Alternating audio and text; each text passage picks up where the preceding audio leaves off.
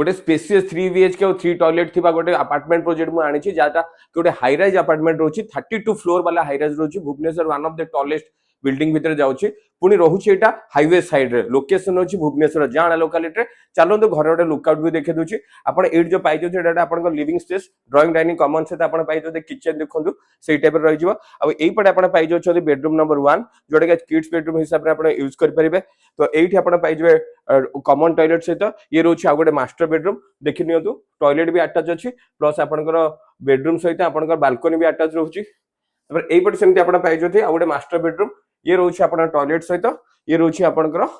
bedroom आ bedroom सहित आपण को बालकनी रे पाइजिबे हाईवे रे व्यू जादरे आपण लोन रे भी सुविधा अछि आ जदी आपण एबे बुक करछन देन आपण